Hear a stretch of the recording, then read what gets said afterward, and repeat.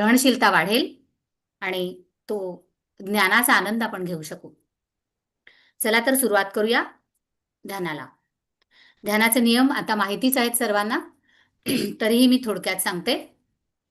सुखासनात बसा. तुम्ही खुर्चीवर बसू शकता, बेडवर बसू शकता किंवा सुखासनात खाली बसू शकता. कम्फर्टेबल राहा एकदम.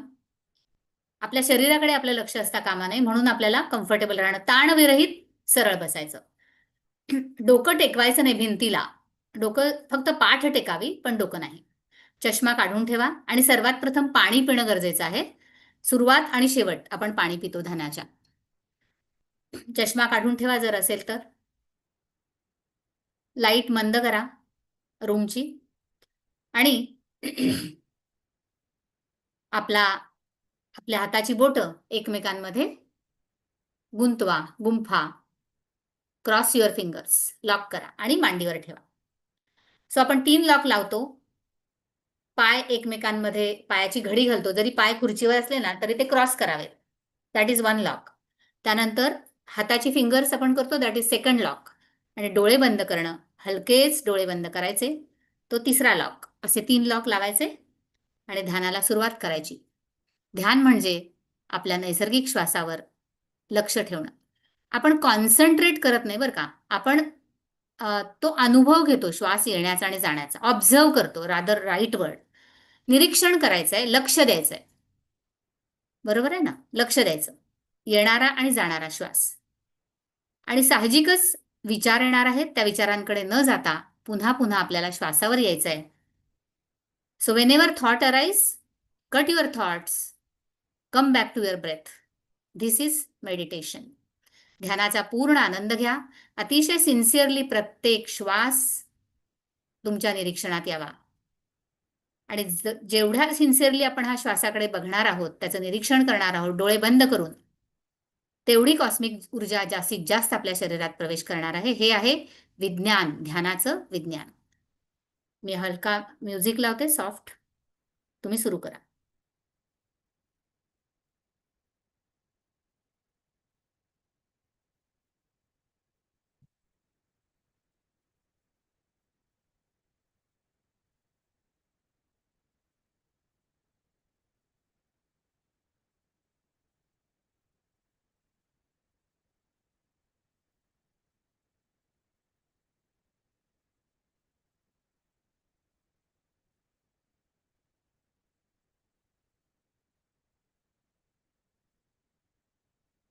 मी आवाज सॉफ्ट ठेवलाय. कोणीतरी मला थम्सअप द्या की आवाज ओके आहे, लाऊड नाहीये.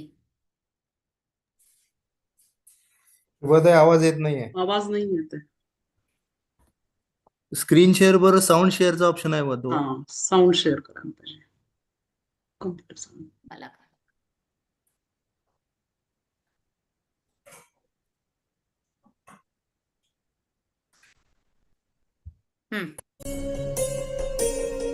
थोडं कमी केलं तरी चालेल व्हॉल्यूम.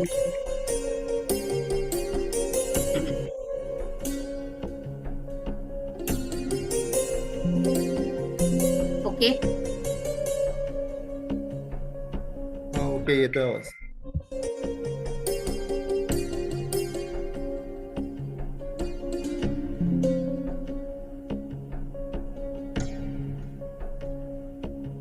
थँक्यू.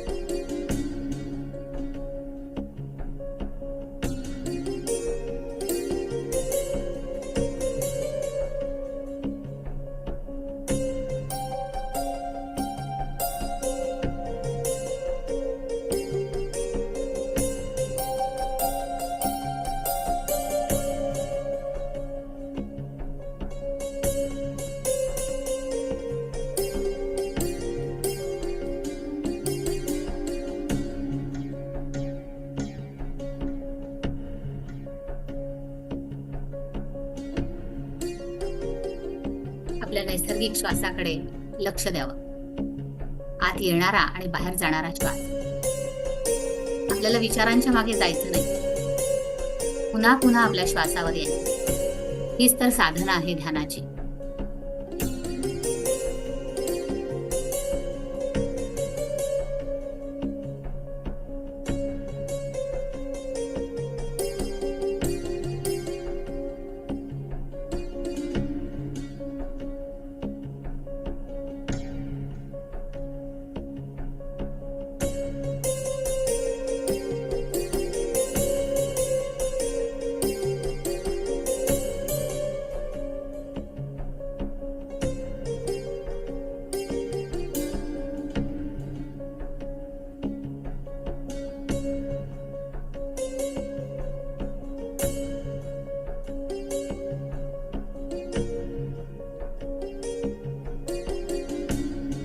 आपण पुढच्या 1 मिनिटाने ध्यान थांबवणार आहोत. हळूहळू ध्यानातून बाहेर यायला सुरुवात करायची.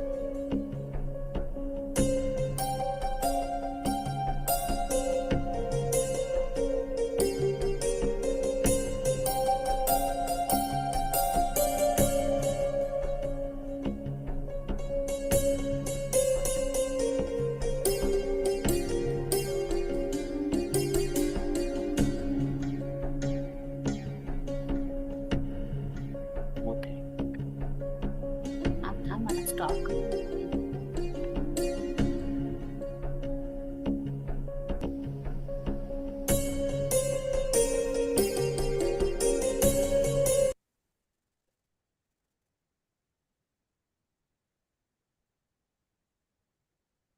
सर्वांनी आपल्या हाताची बोटं सोडवायची आहेत आणि ती हळूवार आपल्या डोळ्यांवर ठेवायची आहेत. बोटं डोळ्यांना पापण्यांवर ठेवायची आहेत. हलकेच. 5 4 3 2 1 0. आता हळूहळू बोटं बाहेर बाजूला घ्या आणि डोळे अलगद उघडा.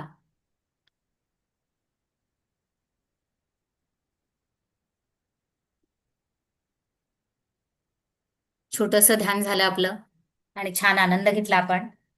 आता शुभांगीताई आलेले आहेत. शुभांगीताई, तुमचं या सीतायान स्वाध्याय शृंखलेच्या दुसऱ्या दिवसात मनापासून स्वागत. आम्ही सर्व उत्सुक आहोत तुमच्या उगवत्या वाणीमधून तो सुंदर प्रवास ऐकण्यासाठी. ताई धन्यवाद आणि ओव्हर टू यू ताई. सुवीर त्यांना हे करायला लागेल. केलेलं ऑलरेडी. केलंय ना? नमस्कार.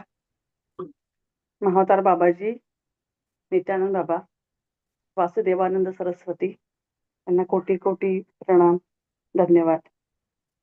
आणि आपल्या सगळ्यांना ताईंचा मनापासून चेहरा. धन्यवाद. हा ताई. आवाज येत नाही? हो हो, आवाज येतो. मी फक्त चेहरा दिसत नाही असं वाटलं मला. हा ताई. आपण आता मिथिलेमधलं बालपण जे सीतेचं आहे त्याची आधीची सुरुवात करतो आहोत. सगळ्यांना आवाज येतोय माझा? ऐकू आवाज येतोय माझा? हो, हा येतोय. येतोय. फक्त सुवीर स्क्रीन.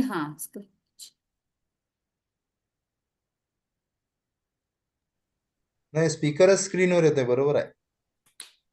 आहे ना? नाही त्या हो. फुल स्क्रीन दिसतायत का म्हटलं? हो, दिसतायत. जो हो का? बोलतोय तोच फुल स्क्रीन दिसतोय. ओके, ठीक. सुरुवात करा. तर पुन्हा एकदा सगळ्यांना खूप खूप धन्यवाद आणि नमस्कार तुम्हा सगळ्यांना. आज तुम्हाला बाबाजींनी निवडलंय हा कार्यक्रम ऐकण्यासाठी, हे ज्ञान घेण्यासाठी, आणि म्हणून तुम्हाला पण नमस्कार माझा. आपण पाहिलं की देना मारियम यांचा आपण मागचे 2 जन्म बघतो आहोत. त्यांनी जे काही उल्लेख केलेले त्यांच्या जन्मांची त्याची सुरुवात आता आपण करतो आहोत. त्यातलं पहिलं त्यांचा जन्म जो त्यांना पाहायला मिळाला 2 जन्मांपैकी, त्या जन्मात त्यांचं नाव होतं मीनाक्षी. तर मीनाक्षी ही जनक राजा म्हणजे विदेह त्यावेळेची जी नगरी होती विदेह, या म्हणजे ज्याला मिथिला असं पण म्हणतात, तर त्या विदेहामध्ये तिचा जन्म झालेला, एका गरीब ब्राह्मण कुटुंबात जन्म झालेला होता. आणि अनेक त्यांच्या दुर्दैव असं म्हटलं जातं की त्यांचा वारसा त्यांच्या कुटुंबामध्ये अनेक पिढ्यांपासून दुर्दैव किंवा गरिबी अशी चालू झालेली होती. आणि जनक कुटुंबानी त्यांना, त्यांच्या फॅमिलीला त्यांना आश्रय दिलेला होता, सेवक म्हणून आश्रय दिला होता. जनक हे जेनेरिक नाव आहे, म्हणजे जनक राजा हे जनक राजाचं नाव नाहीये. जनक ही त्या कुटुंबाची किंवा त्या राजघराण्याचं नाव हे जनक आहे. आणि त्यावेळेस जे जनक राजा होता त्याचं नाव होतं म्हणजे त्यावेळेला हिचे वडील काम करत होते, तिचं नाव होतं शिरध्वज. आणि सुरुवातीचे जे त्यांचे वडील होते त्यांचं नाव होतं हसवरोमा. हसवरोमा राजाच्या काळामध्ये त्याच्या कुटुंबाला त्यांनी आश्रय दिला. आणि त्यानंतर त्यांचे वडील, मीनाक्षीचे वडील, तिचे आजोबा, त्यांचे सगळे 2-3 पिढ्या, मागच्या 3-4 पिढ्या हे यांच्याकडे सेवक म्हणूनच काम करत होते. आणि वडील अतिशय मनापासून सेवा करत होते, अतिशय मनापासून प्रत्येक गोष्टीमध्ये सेवेच्या भावानेच प्रत्येक गोष्ट ते काम करत असत. म्हणजे अशा प्रकारे त्यांच्या पूर्ण कुटुंबानी एकूणच जनक राजाच्या घराण्याला स्वतःला वाहून घेतलं होतं. आणि हेच त्यांच्या जीवनाचं ध्येय होतं. आणि हे ध्येय मीनाक्षीच्या मनावरती लहानपणापासून बिंबवलं गेलं होतं. लहानपणी तिची आई वारली होती, वडील दिवसभर कामामध्ये असल्यामुळे ते आसपास राजवाड्यात जे नोकर चाकर होते त्यांच्यासोबत ती जास्त करून वाढली. मग पुढे वडिलांसोबत ती हळूहळू काम करायला लागली. आणि वडील कितीही कामामध्ये असतील तरी सुद्धा ते हे बघायचे की आपल्या दृष्टीआड आपली मुलगी होता कामा नये. आणि अशा प्रकारे त्यांचा जो स्वभाव आहे, त्यांची जी विचारांची पद्धत आहे, त्याचा हळूहळू मीनाक्षीच्या विचारांवरती, तिच्या मनावरती हळूहळू प्रभाव पडायला सुरुवात झाली. तिचं असं म्हणणं की माझ्या वडिलांना या राजांबद्दल, म्हणजे नवीन जे महाराज होते त्यांच्याबद्दल प्रचंड आदर होता. तर वयाने लहान होते, परंतु ते सगळ्यांची एवढी काळजी घ्यायचे. अगदी छोट्यातल्या छोट्या गरीबातल्या गरीब माणसापासून ऋषी त्यांच्या घरी यायचे, ऋषी संत, मोठे मोठे विद्वान मंडळी यायचे. ह्या प्रत्येकाची ते एवढी काळजी घ्यायचे की ते खऱ्या अर्थाने त्यांचं बाबा म्हणून त्यांना म्हणायला जायचं.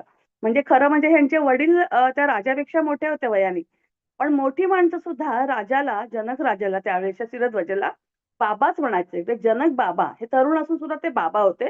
ते सगळ्यांना वडिलांच्या जागीच होते. वय काही का असेना, पण वडिलकीच्या नात्यातूनच प्रेम आणि काळजी ते प्रत्येकाची घेत होते. आणि म्हणून ते असं म्हणायचे, हिचे वडील मीनाक्षीचे, की आपले महाराज कोणाच्या जीवनात कामावरून किंवा पदावरून भेदभाव करत नाहीत. ते माणसाचं मन बघतात. तो किती छोटं काम करतो, तो नोकर आहे का मोठा सरदार आहे, ह्याच्याकडे ते बघत नाही. तर त्याचं मन काय आहे ते नेहमी बघतात. आणि म्हणून त्यांच्या कार्याबद्दल लोकांच्या मनात कुठलंही प्रश्नचिन्ह नव्हतं की हा राजा खरंच कसा आहे, ह्याच्याविषयी कुणाला शंका कधीच येत नव्हती. राजमहाल पाहिला तर खूप सुंदर होता, पण त्याच्यामध्ये दिमाग नव्हता. पैशाचा, संपत्तीचा, वैभवाचा असा दिमाग नव्हता. सौंदर्य होतं, साधेपणा होता. पण अतिशय सुंदर कलात्मक वस्तूंनी असं हे राजमहाल सजलेला होता. म्हणजे त्यांच्यात एकूणच काय म्हणूयात की मिथिलेमध्ये भारदस्तपणा होता. सुसंस्कृत अशी अभिजात वातावरण या राजमहालात दिसून येत होतं. राजा राणीला आपलं मूलबाळ नव्हतं. राजा हा नेहमी बराचसा वेळ ऋषी मुनी भेटण्यासाठी म्हणे ते घालवत होते. त्यांच्याकडे यायचे ते. कधी-कधी ऋषी मुनी यायचे किंवा स्वतः राजा हा, म्हणजे जनक राजा हे वेगवेगळ्या ठिकाणी, वेगवेगळ्या आश्रमांना भेट द्यायला नेहमी जायचा. आणि अतिशय बुद्धिवादी लोक त्यांना भेटायला यायचे, चर्चा व्हायचे, वादविवाद व्हायचे. म्हणजे अशा प्रकारे हा राजा सगळ्या जनतेच्या कामासाठी त्यांनी पूर्ण आयुष्य घालवत होता. आणि बहुतेक सगळ्याच लोकांसाठी हे अतिशय आनंददायी असं वातावरण होतं. मीनाक्षीचं म्हणणं होतं की माझे वडील अतिशय कडक स्वभावाचे आहेत. म्हणजे कडक शब्द सुद्धा खूप छोटा पडेल एवढे ते कडक, असं तिचं म्हणायचं होतं.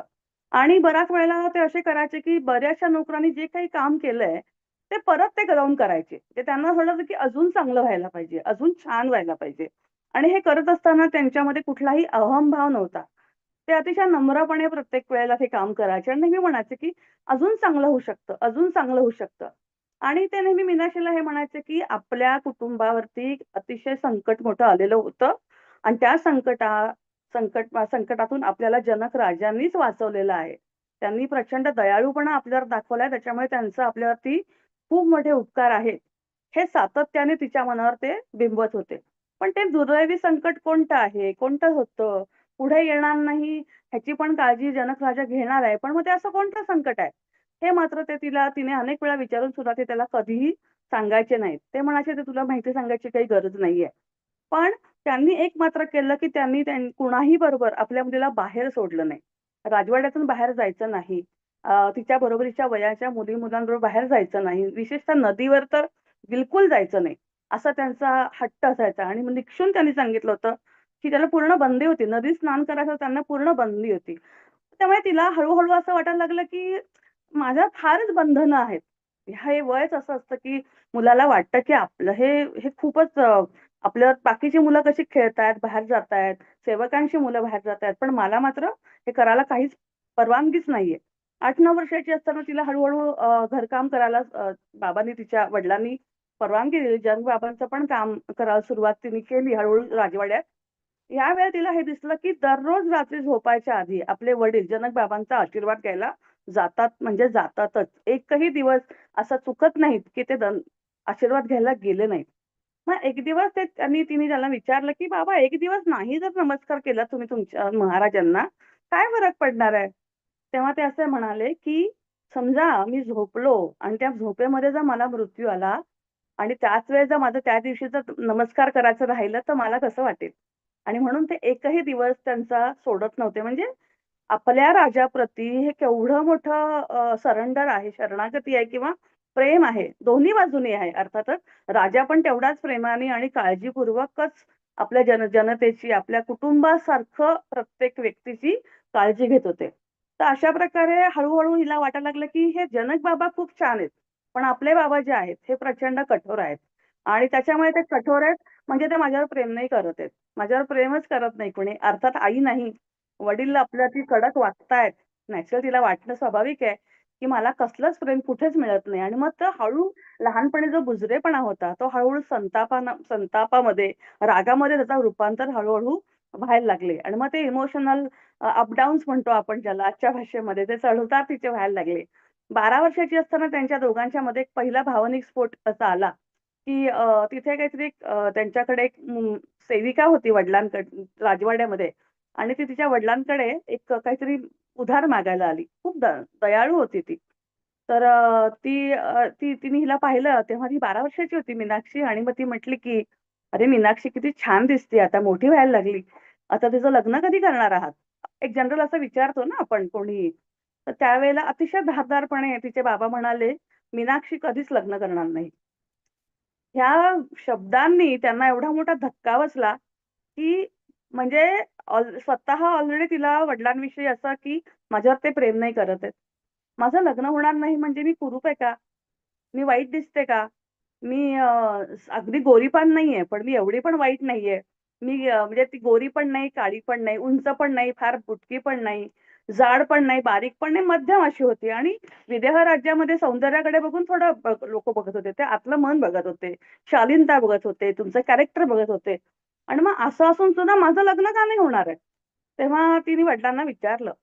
वडील म्हणाले, "अगं तू दिसायला चांगली आहेस. त्याचा इथं काही संबंध नाहीये. पण तू लग्न करायचं नाही हा माझा निश्चय आहे. आणि कारण तसं जर तू केलंस, तर तुझ्यावर खूप मोठं संकट येणार आहे."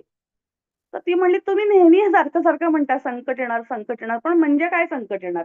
ते मला का सांगू शकत नाही तुम्ही? किंवा आम्ही इतरांसारखं आपण सुखी का होऊ शकत नाही? इतरांसारखं आपण आपण असे इतके कमनशिबी आहोत, की आपण हे जगू शकत नाही असं." आणि मग ती रडायला लागली. खूप हट्टीपणा करायला लागली. पण शेवटी ते म्हटले, की "बाळा आपण ना, आपलं काही गोष्टी आयुष्यातल्या नाही बदलू शकत. म्हणजे भूतकाळात जे काही घडलंय किंवा जे काही झालंय, ते मीही बदलू शकत नाही. जनक बाबा सुद्धा बदलू शकत नाही. तर त्यांनीच मला चिकाटी आणि सहनशीलता शिकवली आहे. तर त्यांनी पण जसं मी करायचं ठरवलं, तसं तू पण करावं अशी माझी इच्छा आहे. तर तू जे काही जीवनात आपल्याला मिळालंय ते एक्सेप्ट करूया, स्वीकारूयात आणि तसं आपण पुढे जगूयात." पण ह्या वडिलांनी काय तिचं समाधान झालं नाही. ती अजून रडायला सुरुवात तिने केली आणि मग ते म्हटले, की "हे बघ, तुला मी शेवटचं सांगतो, की जे काही मी तुला सांगितलंय, ते शांतपणे ऐक. ते तुला ऐकायलाच पाहिजे. या जन्मी लग्नाचा विचारही करायचा नाही. तुझ्या स्वतःच्या भल्यासाठी हे मी सांगतोय एका मोठ्या आपत्तीतून वाचवण्यासाठी मी सांगतोय आणि तिथून ते निघून गेले. आणि मग अशा रीतीने हळू-हळू तिच्या वडिलांबरोबर अजून खटके वाढत गेले. अतिशय खरं म्हणजे ते अतिशय मौल्यवान शिक्षण तिला देत होते. पण ते कठोरपणे मिळत होतं असं तिला वाटत होतं आणि म्हणून तिला सतत त्यांचा राग यायला लागला. राजमहालामध्ये वातावरण असं होतं, की राणी जी होती तिचं नाव होतं सुनैना. जनक राजाची जी पत्नी होती सुनैना. जनक बाबा आणि सुनैना आई ह्या दोघं जण अतिशय कृतज्ञ भावनेने सगळं काम करत होते. नोकरांशी पण ते अतिशय प्रेमाने आणि अतिशय रिस्पेक्टनी, आदराने नोकरांशी सुद्धा ते वागायचे. इतकं त्यांच्या वागण्यामध्ये, बोलण्यामध्ये कृतज्ञता होती. म्हणजे त्यांच्याकडे काम करणाऱ्या लोकांबद्दल सुद्धा ते कृतज्ञ भावाने बघायचे. कुठलंही काम लहान किंवा तुच्छ नाहीये. कुठलीही व्यक्ती कमी दर्जाची किंवा मोठ्या दर्जाची नाहीये. ही संकल्पना त्यांनी त्या राजवाड्यात त्यावेळेला रुजवलेली होती. पण अर्थातच हे सगळं समजण्याचं वय मीनाक्षीचं तेव्हा नव्हतं. तेव्हा मीनाक्षीने सांगितलं, की एक एक दिवस मीनाक्षीचे वडील म्हणाले, की "हे बघ, आपल्या जीवनात आपल्याला जे काही मिळालंय ना, त्याच्यामध्ये आपण अतिशय समाधानी राहायला पाहिजे. आणि जनक बाबांनी आपल्याला सेवा करायला दिली आहे, त्याच्यातच आपल्याला खूप मोठं भाग्य आहे हे आपल्याला त्यांची सेवा करायला मिळतीये. आणि म्हणून त्याच्यासाठी मला खूप कृतज्ञता वाटते. तुला सुद्धा ती कृतज्ञता वाटली पाहिजे." तेव्हा तिने असं उत्तर दिलं, की "बाबा, तुम्ही मला शिकवलं ते छानच गोष्ट आहे आणि या सेवेमध्येच मी सुख शोधेल." तेव्हा ते म्हणाले, की "नाही, मी फक्त समाधान या गोष्टीची गोष्ट बोलतोय. मी तुला सुखाची गोष्ट नाही बोलत आहे. समाधानी व्हायचंय. मी सुख नाही बोलत आहे." 2 अतिशय छोट्या-छोट्या या गोष्टी आहेत, पण त्या खूप तरल आहेत. दोन्ही शब्दांमधला तरल असा फरक आहे. आणि तरीसुद्धा तिने मान हलवली. ती म्हणाली, की "ठीक आहे, मी तुमच्या भावनांशी सहमत आहे. मी प्रयत्न करेन तसं होण्यासाठी." जसजशी ती मोठी होत गेली, तसं-तसं वडिलांना राजमहालात केवढा आदर आहे, केवढी किंमत आहे, हे तिला कळायला लागलं होतं. तिला अभिमान पण वाटायचा आपल्या वडिलांबद्दल. पण त्यांना तिला सारखं असं वाटायचं, की हे फारच खालचं काम करतायत. एवढी गरज आहे का ह्यांनी एवढं काम करायची? काय गरज आहे? आहे ठीक आहे, तुमचं सिन्सिअरिटी आहे, तुमचं तुमचं सरेंडर आहे, शरणागत आहात, तुम्ही खूप चांगले आहात. पण प्रत्येक वेळेला तिला असं वाटायचं, की तुमचा जो दर्जा आहे, त्याच्या खालचं काम तुम्ही करू नका. असं तिची आपली मनात इच्छा असायची. तर 15 वर्षाची असताना एकदा असा एक प्रसंग घडला, की राजमहालात वडील प्रवेशद्वारापाशी फरशी पुसत होते. आणि त्यांचं वय झालं होतं आणि त्यामुळे तिला असं ते ओणवे होऊन गुडघ्यावर ओणवे होऊन ते फरशी पुसत होतायत आणि त्यांची प्रकृती पण चांगली नव्हती. त्यावेळेस तिला असं खूप वाईट वाटलं. ती म्हटली, "अहो बाबा, तुम्ही असं गुडघ्यावर ओणवं होऊन का काम करताय? हे चांगलं नाहीये हे." आपण जसं म्हणतो ना, "इट डझंट लूक गुड" अशा टाईपचं, की "हे असं नका करू तुम्ही, हे चांगलं नाही वाटत आहे." तर हे योग्य नाहीये. तेव्हा त्यांनी काही शब्द ते बोलले नाहीत. त्यानंतर तिने फक्त तिच्याकडे नजर अशी रागाने दाखवले ते आणि मग ती निघून आली आणि मग तिला वाटेमध्ये तिची एक सीनियर अशी कोणी होती, अदिती नाव तिचं. तर तिला ती भेटली आणि तिने सांगितलं, की "बाबा तिथे असं काम करतायत, तर जरा कोणी मिळेल का दुसरी बघा, ते त्यांना त्रास होतोय." आणि त्यांच्या चेहऱ्यावर खूप ताण आलाय, त्यांच्या शरीरावरती ताण आलाय, तर मला ते बघवत नाहीये. तेव्हा ती अदिती म्हटली, "आज तिथे काम करणारी जी बाई आहे ना, ती अचानक सकाळीच काम सोडून गेली आहे आणि आज महाराजांच्याकडे खूप मोठे पाहुणे येणार आहेत आणि म्हणून खरं म्हणजे मला माहिती आहे तुझ्या वडिलांनी करायला नकोय, पण त्याबद्दल त्यांना तू आता काही बोलू शकत नाही. तू पण त्रास करून घेऊ नको आणि त्यांना काही विचारू पण नको." तर हे तिने गप्पा बसली. त्यानंतर तिचे वडील आले. ते त्यांना खूप थकवा आलेला होता आणि मग तेव्हा ते म्हणाले, की "तू असं सतत माझ्या काम करण्याला विरोध का करतेस? का करते तू असं?" तर ती म्हणते, की "अहो बाबा, आपण ब्राह्मण आहोत आणि मग तुम्ही फरशीवर असे बसलेले बघून इतरांना काय वाटेल?" हे सर्वसामान्य जसा विचार असतो तसा. तेव्हा हे लाजिरवाणं काम वाटतं मला, म्हणून तुम्ही हे करायला नाही पाहिजे असं मला वाटलं. पण त्याच्यामुळे ताण पडला. तुमच्या शरीरावरती पण ताण पडला. हे आयत्या क्षणी पुढे बाबा तिचे असं म्हणाले, की "हो, एक तरुण नोकर आहे तिथे, पण तो काम कसं करेल ते पण मी बघतो. तर पण तू हे असं डोक्यात का विचार करते, की लहान, मोठं, कमी दर्जा, मोठा दर्जा असा विचार आपण का करायचा? आणि ब्राह्मण वगैरे हा विषय तू कसा काय काढतेस? तर तू ह्या सगळ्या गोष्टींकडे बघ, की महाराज जे आहेत, खरं ते महाराज आहेत. आपल्या राज्याचे महाराज आहेत ते. पण प्रत्येक बारीक-सारीक गोष्टीमध्ये ते लक्ष घालतात. शेतकऱ्यांमध्ये मिसळतात. ज्या शेतकऱ्यांना शेत नांगर करताना पण जमत नाही, अशा लोकांना ते खेडोपाडी जाऊन नांगर हातात धरून शिकवतात प्रत्यक्ष नांगर कसा चालवायचा. मग आता हे काम महाराजांचं आहे का? मग ते महाराज असून जर खाली एवढं येऊन सुद्धा लोकांमध्ये जाऊन एवढं काम करतात, तर मी हे काम करणं हे काही छोटंसं तुला वाटतं का? छोटं आणि मोठं असं काही नसतं. तेव्हा ते आपल्याला उलटं त्यांच्या वागणुकीने हे शिकवतायत, की छोटं-मोठं असं काही नाहीये. हेच मार्गदर्शन ते आपलं आहे आणि मला असं आशा आहे, की तुला पण हे असं कळेल, जे मला सांगायचंय आणि महाराज आपल्याला जे शिकवतात ते. तेव्हा ती म्हणली, की "ठीक आहे आता मी हे शिकण्याचा प्रयत्न करते. मी प्रयत्न करेन." तेव्हा तिचे वडील खूप सुंदर एक वाक्य बोलले, ते आपल्या सगळ्यांसाठी ॲप्लिकेबल आहे, की "मी तुझी प्रवृत्ती नाही बदलू शकत, पण तुला विचारांना योग्य दिशा मी दाखवू शकतो."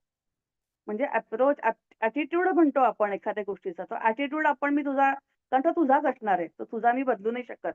पण ह्याकडे कसं बघायला पाहिजे म्हणजे त्याची दिशा काय असली पाहिजे हे तुला मी सांगू शकतो. तेव्हा तू स्वतःच बदलू शकते. मी तुला बदलू नाही शकत.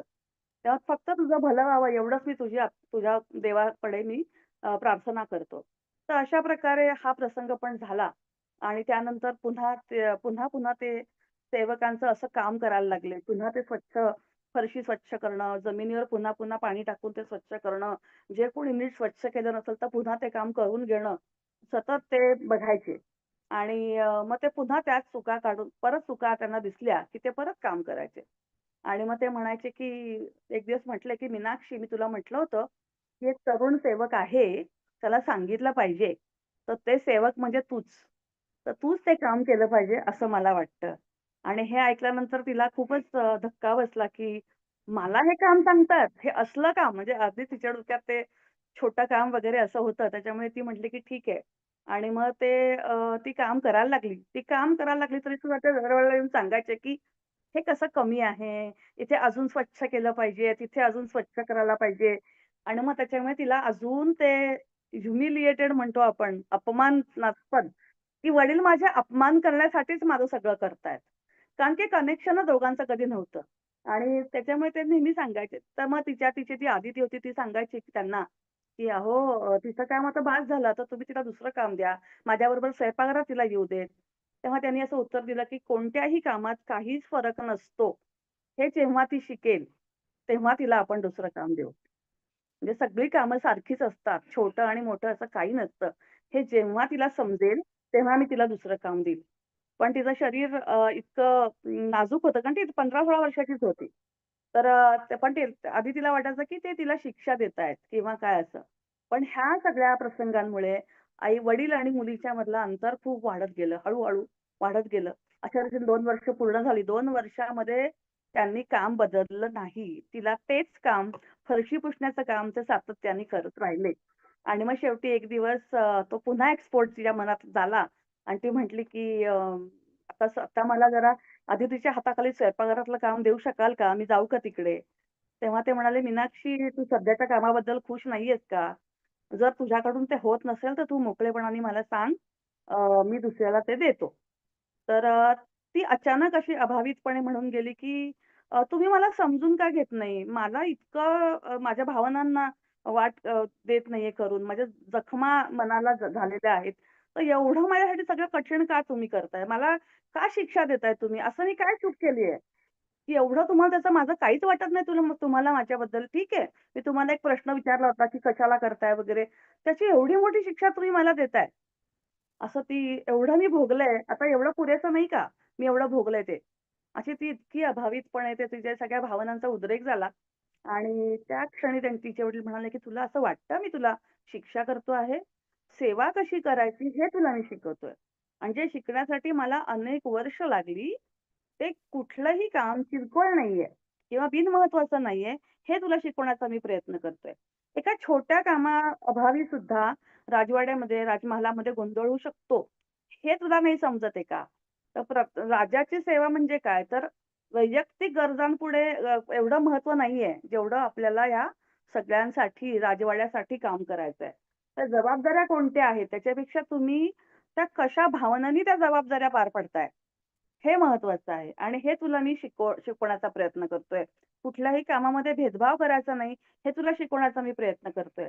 जसा आपला राजा इतरांच्या कल्याणासाठी विचार करून काम करतो, ते तुला मी शिकवण्याचा प्रयत्न करतोय आणि अशी चांगली योग्य सेविका तू कशी व्हायला पाहिजे, ही जबाबदारी माझी आहे असं मला वाटतं, म्हणून तुला मी सांगितलं.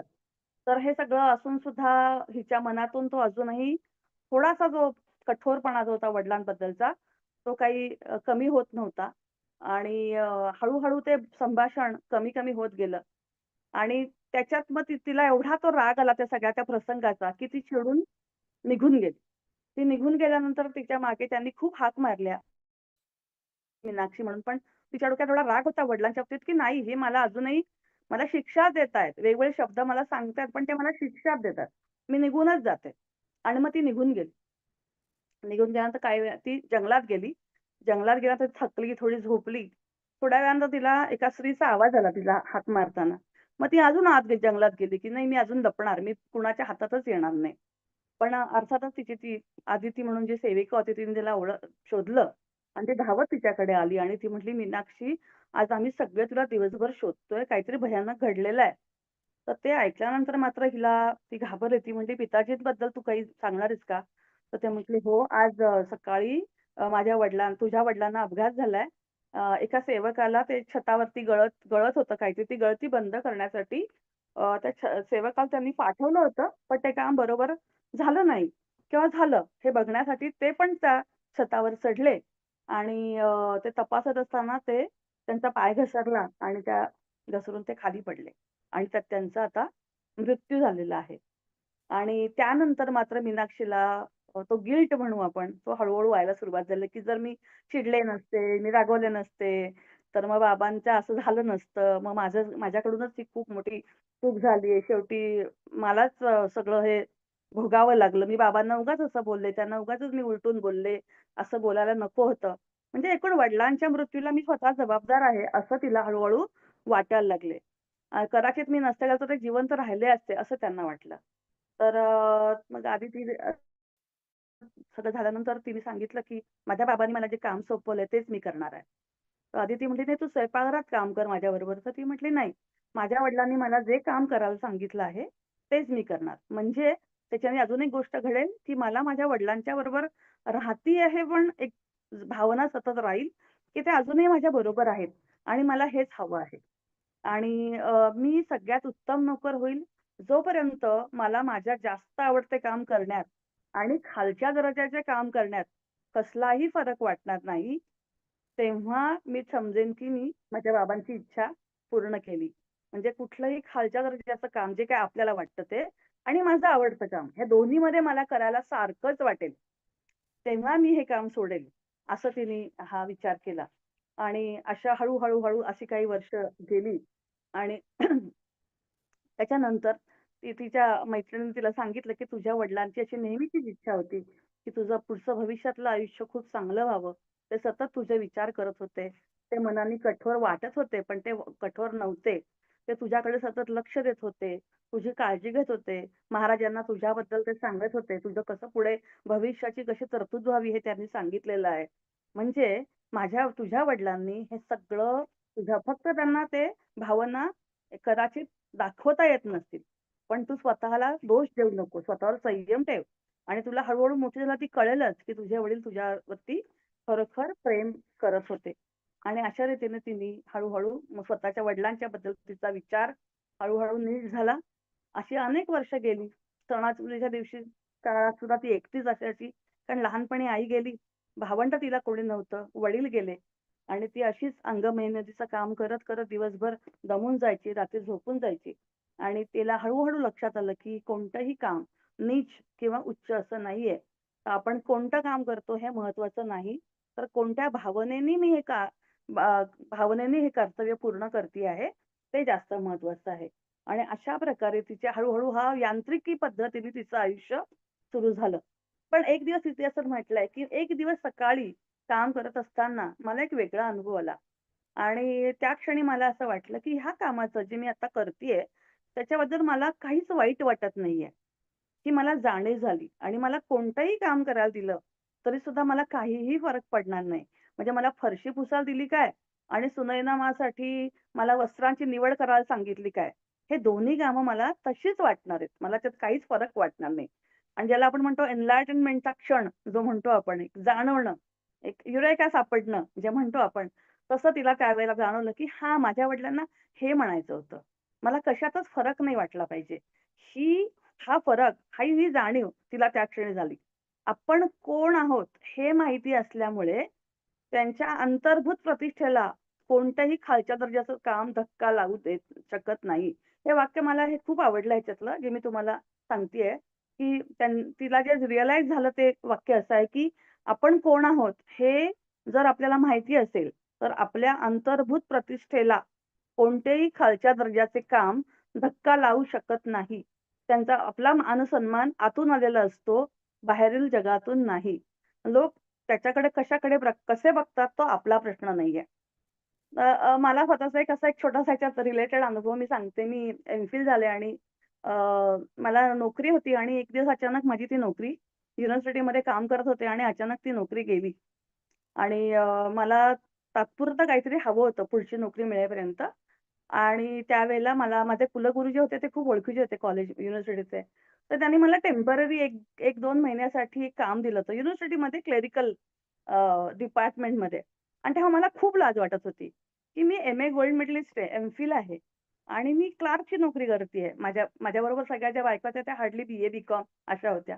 ते वय पण तसंच होतं समजायचं, काही समजत नव्हतं आणि मला खूप लाज वाटायची ते काम करायला. म्हणजे काम चांगलं होतं पण मी लेक्चररच्या ह्याची आणि तुम्ही मला क्लेरिकलचं एखादं असं काम दिलंय वगैरे असं मला खूप लाज वाटायची. आणि मग माझा असा विचार आला, की एडिसन काय करत होता? त्यांनी कशासाठी आपल्याला माहिती आहे? त्यांनी दिव्याचा शोध लावला. हो की नाही? तर आपल्याला त्यांनी बल्बचा शोध लावला म्हणून माहिती आहे. पण एडिसन हा क्लार्क म्हणून त्यांनी दररोजची गुजराण करण्यासाठी तो क्लार्क होता.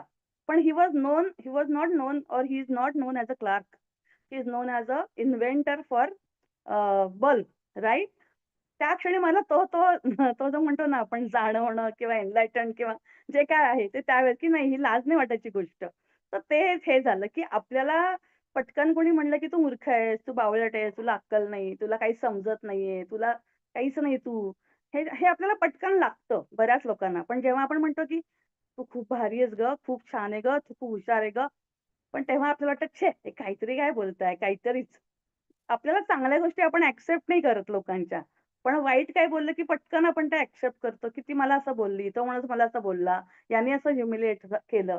पण हे वाक्य इथे इतकं ॲप्लिकेबल आहे, की जेव्हा मला माहिती मी काय आहे, तेव्हा बाहेरचा माणूस मला काय म्हणेल, म्हणजे अंबानीला जर म्हटलं, "ए भिकारड्या," असं जर कोणी अंबानीला म्हणालं, तर त्याला काही फरक पडेल का?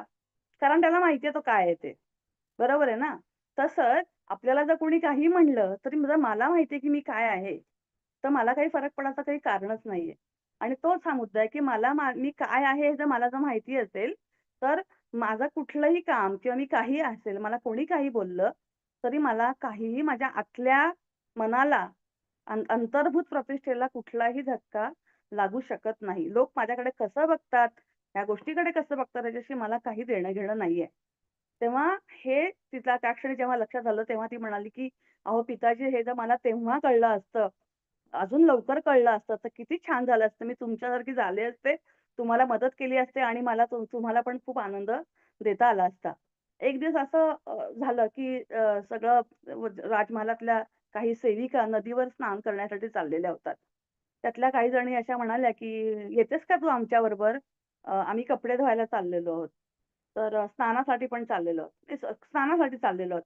आणि मग तिला असं वाटलं, की "अरे हो, खरंच आपणही हरकत नाही जायला." मग ती म्हणाली, की "हो, माझी पण काही वस्त्र धुवायची आहेत, तर मी तुमच्याबरोबर येते." आणि घाईघाईने त्यांच्याबरोबर ती निघून गेली आणि त्यानंतर मग सगळ्यांचे स्नान वगैरे झालं आणि त्या म्हटल्या, की "चला आपण निघूया." तर ती म्हटली, की "माझे थोडे कपडे धुवायचे राहिलेत." तर त्या म्हटल्या, "ठीक आहे, आम्ही थांबतो." तर ती म्हटली, "नाही, नाही, तुम्ही जाऊ शकता. मला फक्त थोडंसंच धुवायचं. मी पटकन येते. जर गरज असेल तर तुम्हाला काही एवढी गरज नाही मला त्याच्यासाठी."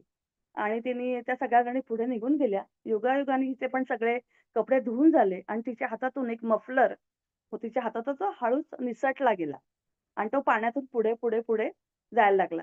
आणि मग तिने तो हातात घ्यायला म्हणून ती पुढे, पुढे जायला लागली.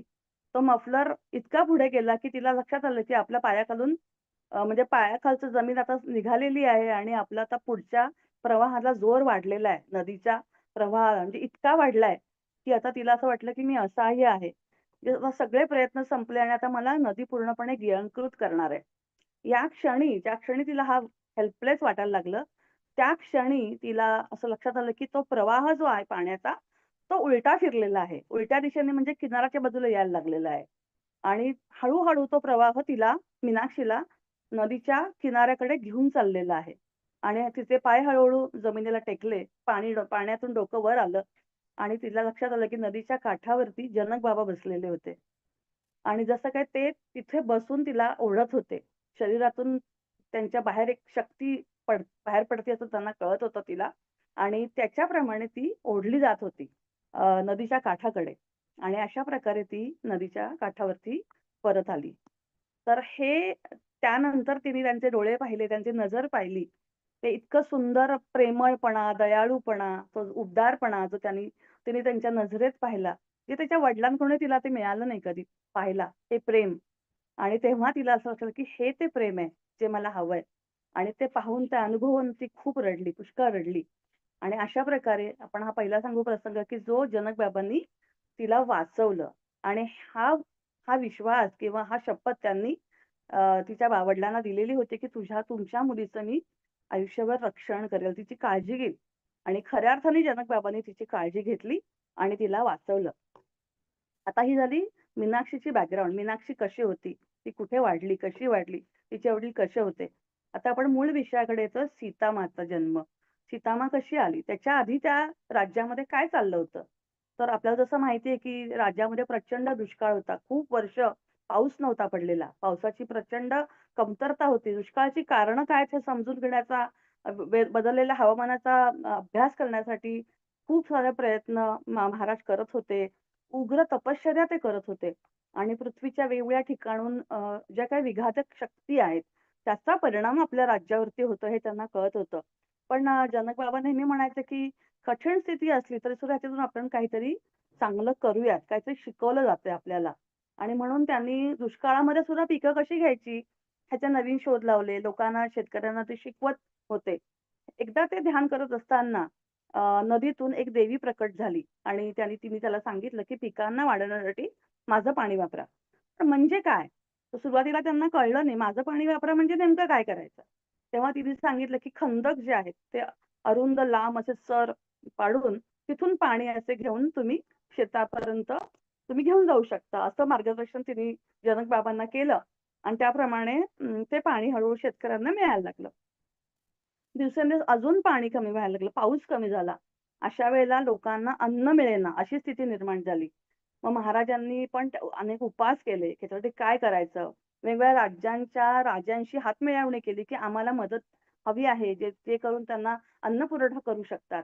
जवळच्याच कोसला राज्याचे राजा दशरथ, म्हणजे रामाचे वडील, त्यांच्याशी पण जनक बाबांनी संपर्क केला, की आम्हाला अन्नासाठी काही देऊ शकाल का? धान्य द्याल का? तेव्हा त्यांचं राज्य खूप मोठं होतं, खूप शक्तिशाली होतं. आणि तेव्हा म्हटलं, की "ठीक आहे, आम्ही तुम्हाला मदत करतो." अ, तेव्हा महाराजांनी सांगितलं दशरथ राजाने, की "आम्ही तुम्हाला फुकट देऊया अन्नधान्य." पण राजाने सांगितलं, की "नाही, आम्ही फुकट नाही घेणार तुमचं अन्नधान्य. आम्ही त्याच्या बदल्यात विदेहामधले कारागीर जे आहेत, ते आम्ही तुमच्याकडे काम करायला पाठवू. म्हणजे हे काम आम्ही तुमचं करू. म्हणजे कुठलीही गोष्ट फुकट नाही." आणि म्हणून अयोध्येबद्दलची कृतज्ञता अ, लोकांच्या मनात तेव्हा बिंबवली गेली. अयोध्या हा राजा किती चांगला आहे, किती मदत करतो, शक्तिशाली असून सुद्धा आपल्याला मदत तिथून होतीये. अन्नधान्य आपल्या देशासाठी पुरवलं जातंय. ही भावना ह्या जनतेमध्ये रुजवली त्या क्षणापासून गेली. आता हळू जनक बाबांचं सुनैना माणसं वय वाढत चाललं होतं. त्यांना वारस नव्हता. पण राज्यामध्ये लोकांना त्याबद्दल काळजी नव्हती. कारण महाराज सगळ्याच जबाबदाऱ्या पूर्ण करत होते. पण एक दिवस अशी लोकांपर्यंत बातमी आली, की महाराज म्हणजे विशेषतः मुलगी व्हावी म्हणून महाराज राज्यातील सर्व ऋषींना, मुनींना बोलावून एक मोठी पूजा करणार आहेत. प्रत्येकाला आश्चर्य वाटलं, मुलगी का? मुलगा का नाही? जर हवाय वारस तर मुलगा पाहिजे. मुलगी कशासाठी? तेव्हा पण सर्वसामान्य लोकांपेक्षा सुद्धा जनक राजाचे विचार फार दूरदृष्टी मोठी होती. तर साधारणपण त्यावेळेला एकदा एक ऋषी महाराजांना भेटायला आले राजवाड्यात, की "मला असं कळलं, की तुम्ही एक मोठी पूजा करता आहात, पण मुलगी जन्माला व्हावी म्हणून तुम्ही का पूजा करताय?" तेव्हा राजा असा म्हणाला, की "तुम्हाला ह्याचं एवढं का आश्चर्य वाटतंय? तर महाराज तुम्हाला तर मुलगा नाही हे मला माहिती आहे, पण मग तुम्हाला तुमच्या राजाची काळजी नाही वाटत? तुमच्यानंतर राज्य काय होईल, त्याचा राज्यकारभार कोण बघणार, त्याचं कसं पुढे होईल याचं तुम्हाला काही वाटत नाही का?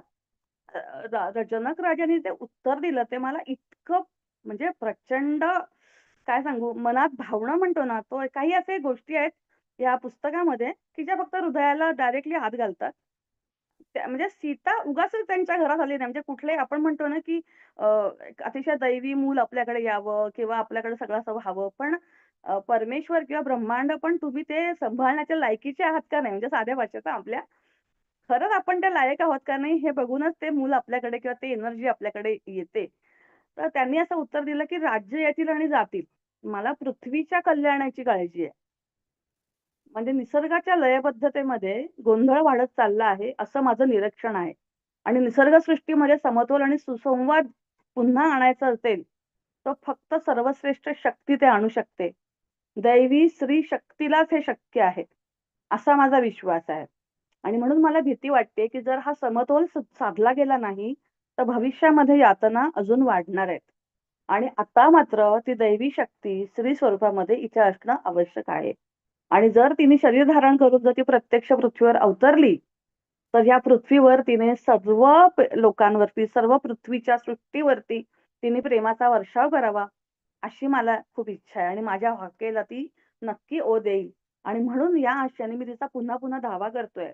आणि म्हणून मी तिच्यासाठी ध्यान करतोय, तिच्यासाठी पूजा करतोय. विश्वास एवढा आहे, की म्हणजे बघा आत्ताच्या काळात सुद्धा आपण पितृसत्कार मुलगा पाहिजे म्हणतो सगळेजण. बरोबर आहे ना? आता आपण सो कॉल्ड मॉडर्न युग असं म्हणतो. मुलगा सगळं मुलगाच सगळं करेल. पण हजारो 7,000-8,000 वर्षापूर्वीच्या वेळेला सुद्धा बघा जेव्हा राज्य पद्धती होती म्हणजे राजा होता. अर्थातच राज्य टिकावं म्हणून पुन्हा मुलगा पाहिजे. मग 2, 3, 4 राण्या असायच्या त्यावेळेला, की जिथे मुलगे पाहिजेत. राजाला वारस पाहिजे. अशा या स्थितीमध्ये जनक राजा म्हणतात, की मला मुलगी पाहिजे. दैवी शक्ती पाहिजे, की ती माझं राज्य असेल नसेल मला माहित नाही पुढे काय असेल माझ्या राज्याचं. पृथ्वीच्या कल्याणासाठी मुलगी पाहिजेल आहे. हा खूप मोठा विचार त्यांचा हा म्हणजे रिव्होल्युशनरी विचार आहे. असा विचार परत नंतर करणारे कोणी आलेत की नाही मला माहित नाहीये. तर असं काही दिवसानंतर, काही महिन्यानंतर जेव्हा जनक राजा घराच्या बाहेर सकाळी लवकर पडत होते, सुनैना त्यांना निरोप द्यायला आल्या, तेव्हा ते म्हणाले की आपल्या मुलीला घ्यायला तू येणार नाहीस का माझ्याबरोबर?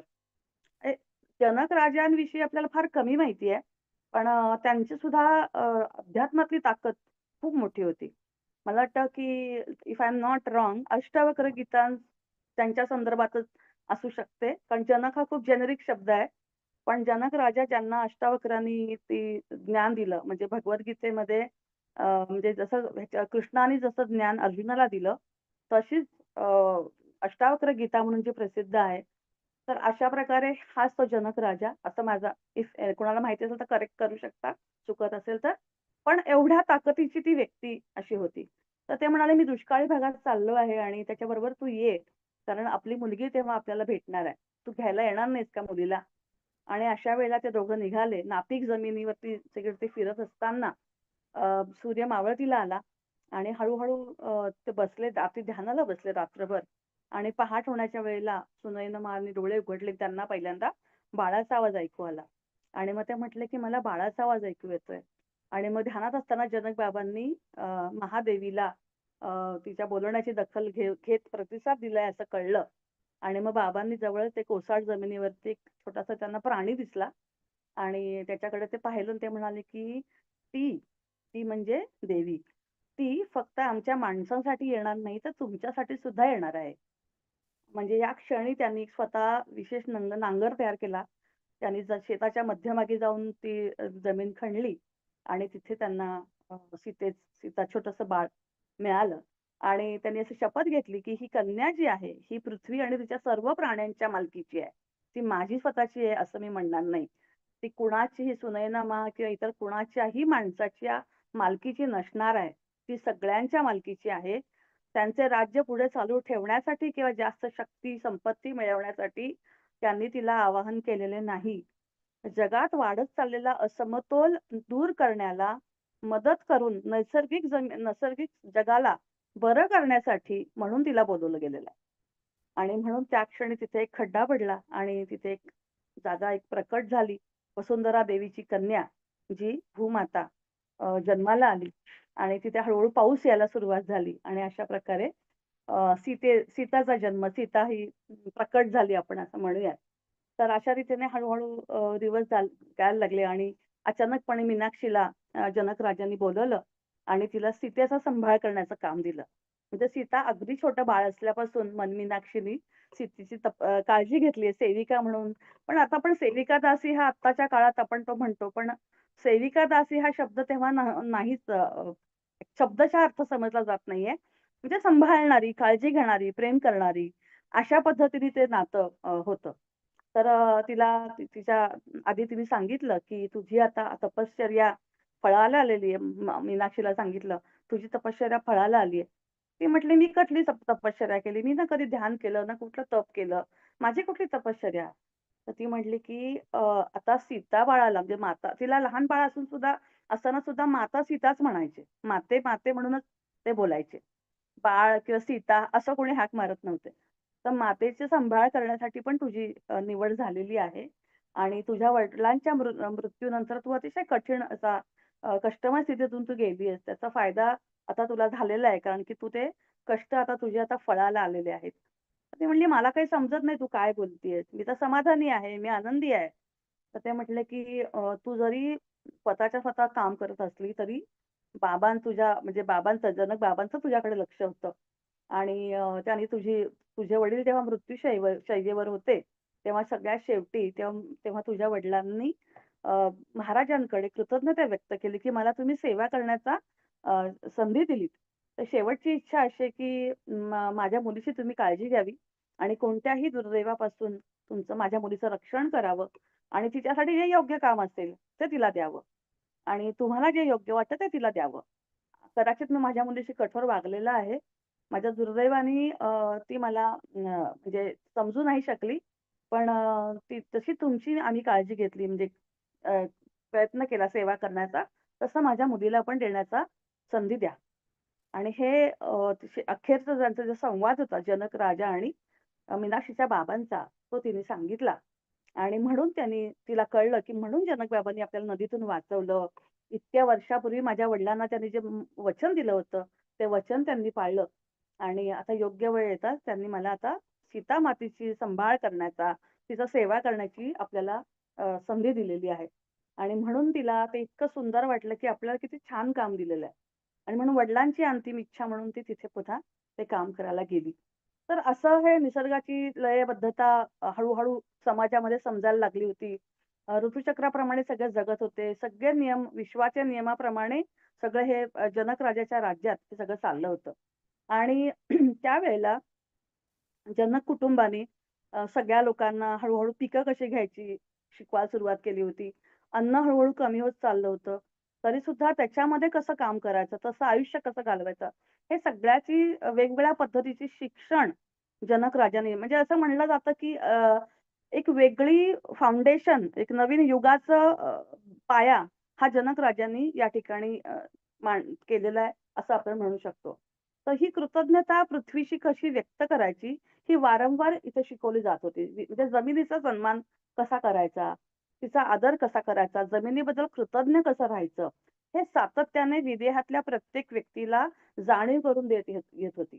आणि एक सत्याची नेहमी त्यांनी जाणीव केली, की दीर्घकाळ जरी पाऊस आलेला नाही, तरी सुद्धा हे सगळं का होतंय? तर कुठेतरी दुष्कृत्य चाललेलं आहे. कुठेतरी कोणतरी वाईट वागतंय आणि जो निसर्गाचं नियमाचं पालन करत नाहीये, त्याचा परिणाम ह्या सगळ्या पृथ्वीवरती होतो आहे.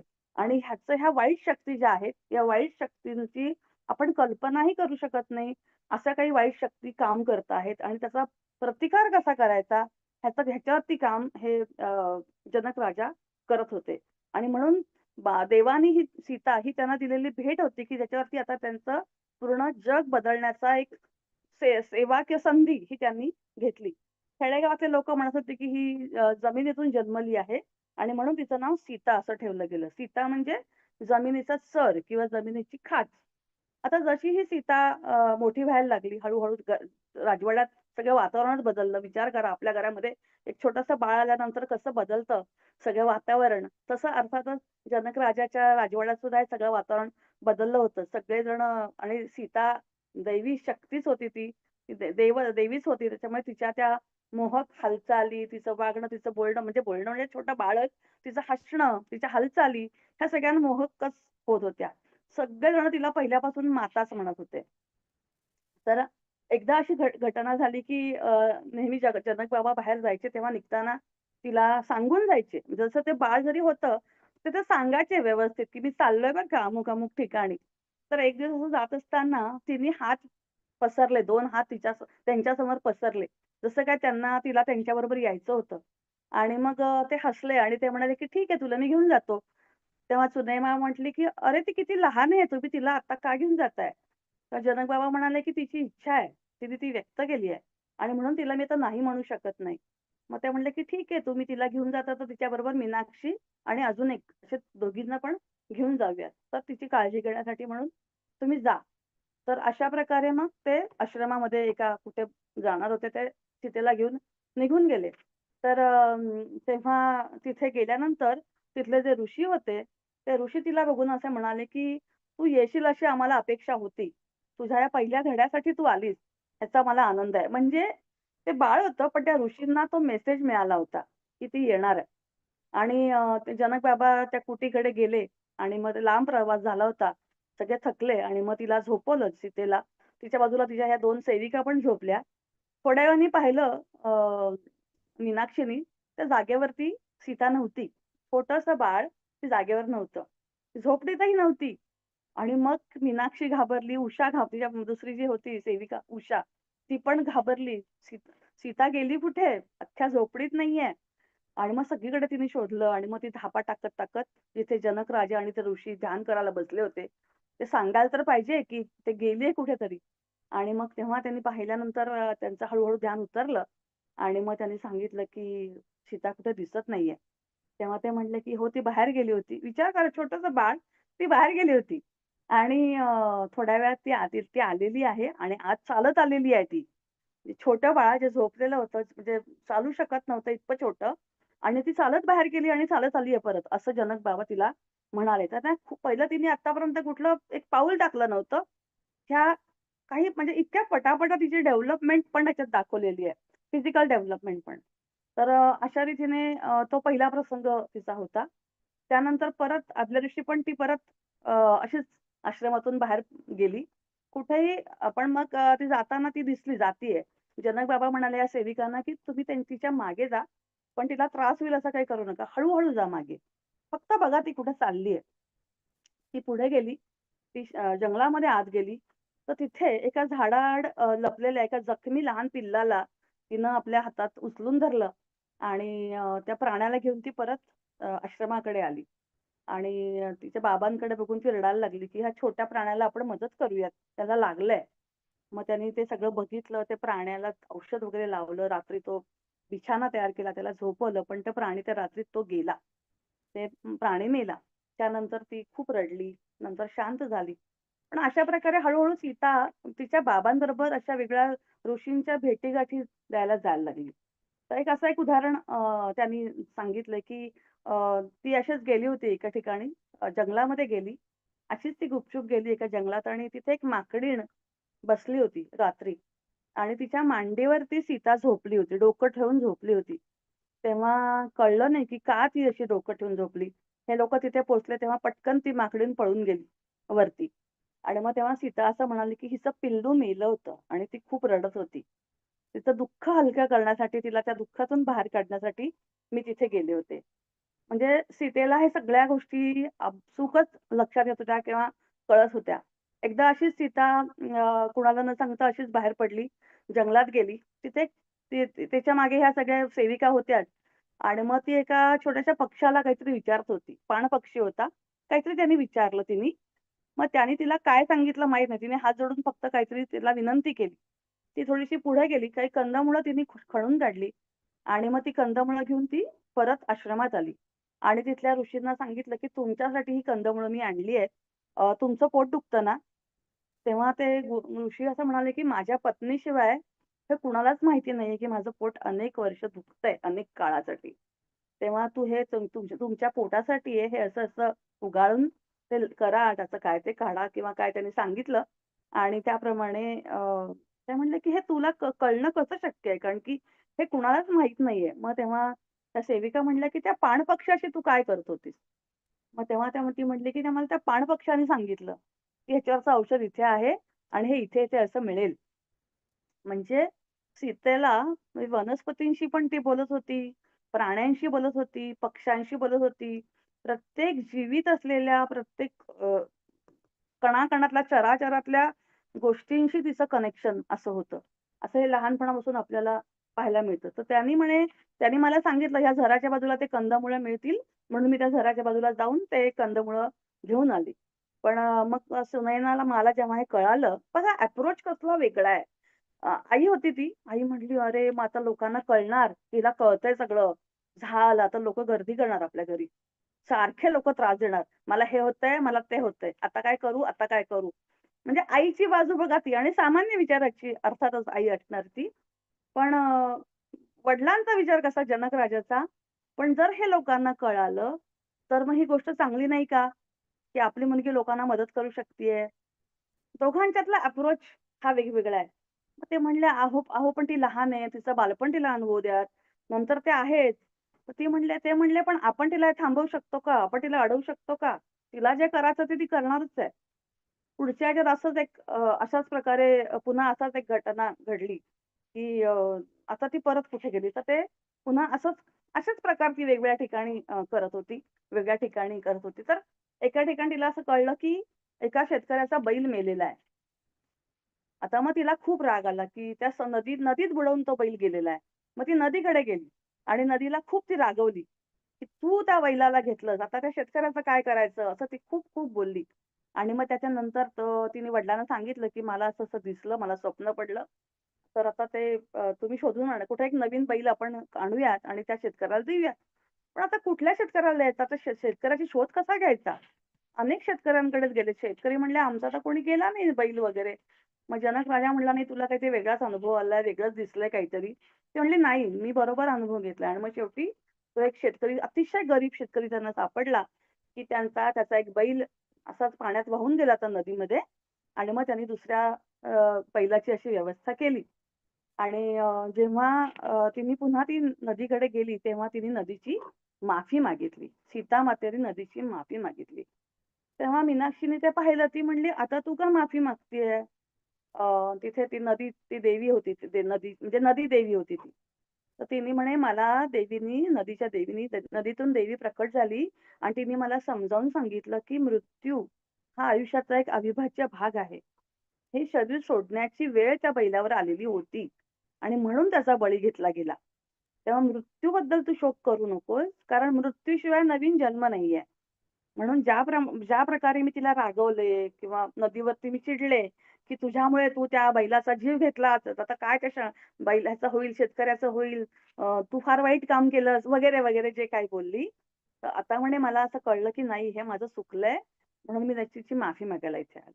तर हे बघून माझं हृदय हेलावलं आणि म्हणून मी हे सगळं समजून घ्यायला आणि करायला आले. आणि मग हे करत असताना ती अचानक मीनाक्षीला म्हणाली, की "मीनाक्षी, तुझ्या वडिलांच्या मृत्यूनंतर तू खूप दुःखी होतीस ना?" तर मीनाक्षीला एकदम धक्का बसला, की तेव्हा तर ही नव्हतीच. ही असं कसं म्हणतेय? तर ती म्हणली, "हो." तर ती म्हणली, की "पण वडिलांचं मृत्यूचं कारण तू आहेस, असं तू स्वतःला दोषी नको ठरवूस." तर ती म्हणली, "माते, तुला हे कसं कळालं? तू असं कसं म्हणतीयेस?" तर ती म्हणाली, की "मला माहिती आहे, की तुला अजूनही थोडं वाईट वाटतंय. पण तू वाईट वाटून घेऊ नकोस. त्यांच्या मृत्यूचा तुझ्याशी काही संबंध नाहीये. त्यांची जाण्याची वेळ आली होती म्हणून ते गेले आणि ते कोणी टाळू शकत नाही." तेव्हा वडिलांचा मृत्यू हा एक थोडासा कुठेतरी आतमध्ये तिच्या होतं, की गिल्ट जो होता, की माझ्यामुळे ते गेले. तो पण सीतामातेने तिला त्या भावनेतून बाहेर काढलं. म्हणजे निसर्गाचा हा कसा नियम आहे, हा समजून सांगण्याचा प्रयत्न त्यावेळेस मातेने केला. माता नेहमीच तिच्या वडिलांबरोबर आश्रमांना भेटी द्यायची. एक दिवस असं झालं, की ती अशी गेली होती आणि ती आश्रमाच्या बाहेरच उभी राहिली. ती आतच जायला तयार नाही. एक खूप मोठा आश्रम बांधण्याचं काम सुरू झालेलं होतं. तर जनक राजा असं म्हणाला, की "तू तर नेहमी आत येतेस, तुला खूप आवडतं आश्रमात यायला. मग तू आज असं का करतीयेस? आज का नाही आतमध्ये येतीयेस?" तर ते म्हटले, की "नाही, मला खूप दुःख होतंय." तर हे तर म्हणे, "का असं का?" तर म्हणे, की "नाही, हे जे लोकं आहेत ऋषी, हे या आश्रमाचा अनादर करतायत." तर जनक महाराजांना असं खूप हे वाटलं, की अनादर करतात म्हणजे त्यांनी काय तुझ्याशी वाईट वागले का? काही वाईट शब्द बोललेत का? असा कसा त्यांनी अनादर केला? उलट ते तुझ्याशी जास्त सन्मानाने वागवतायत. तुझ्यासाठी सगळे प्रयत्न करतायत.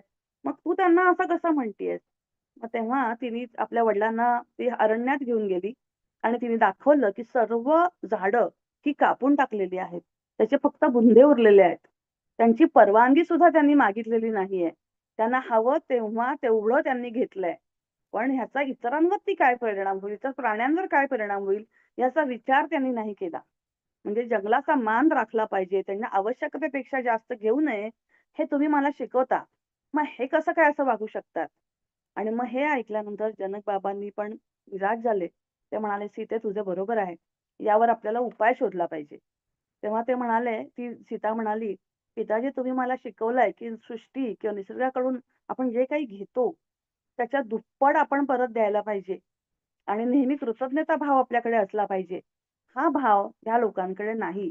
यांनी असं काहीच केलेलं नाही."